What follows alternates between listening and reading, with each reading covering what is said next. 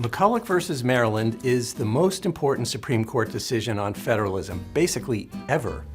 Decided in 1819, McCulloch has been cited and quoted over 300 times in Supreme Court decisions.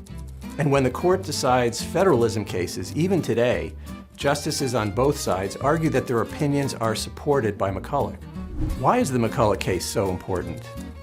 Because it set down a lasting precedent for three essential principles about federalism. First, Congress has broad implied powers to supplement its enumerated powers. Second, the Constitution was created by we the people and not we the states.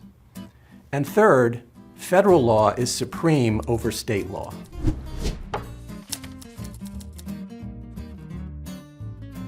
McCulloch settled a 30-year constitutional debate dating back to the very first Congress in 1791. Alexander Hamilton proposed creating a central bank to manage U.S. finances. The bank bill was opposed by strict constructionists, led by James Madison in Congress and Thomas Jefferson in the cabinet. They argued that there was no enumerated power to create a national bank.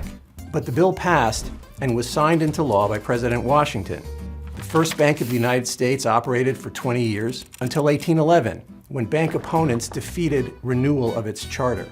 However, the Madison administration struggled to finance the War of 1812, and President Madison asked Congress to create a second Bank of the United States, which it did in 1816.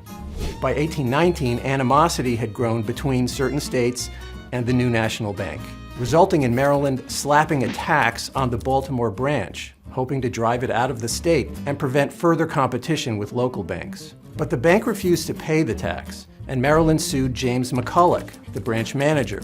The Maryland courts sided with their home state, and McCulloch petitioned the Supreme Court for review. The case of McCulloch versus Maryland was a blockbuster in its day. Spectators packed the courtroom to hear the 9 days, yes, 9 days of oral arguments. Maryland's lawyers argued that the bank was unconstitutional and thus couldn't rely on its federal status to resist state taxes. The court unanimously upheld the constitutionality of the bank and struck down the Maryland tax. The opinion was written by Justice John Marshall, also known as the Great Chief Justice and the expounder of the Constitution. History gave him those nicknames, not me, because he wrote his great constitutional law decisions, like McCulloch, on a clean slate, without judicial precedents to rely on. Where was the power to create a national bank? The answer, Marshall wrote, was implied powers. Congress had to have broad discretion to pass whatever laws it deemed necessary and proper to implement the purposes of the Constitution.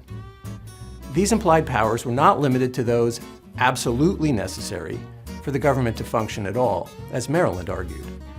Instead, they extend to anything that is convenient or conducive to implementing the objects of the Constitution. The court then held that Maryland could not tax the bank because that tax would ultimately fall on taxpayers across the country, not just in Maryland, violating a basic principle of American government: no taxation without representation. Finally, McCulloch resoundingly rejected the idea that the Constitution was a compact of the states, requiring strict construction of federal powers. Instead, the Constitution was created by we the people.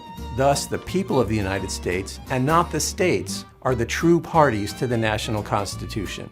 States are subordinate governments, and federal laws take precedence over conflicting state laws. The impact of McCulloch versus Maryland is still strongly felt today, and the opinion's many pithy quotes appear again and again in modern Supreme Court opinions. The most famous of all is, "We must never forget that it is a Constitution we are expounding," in case you needed reminding.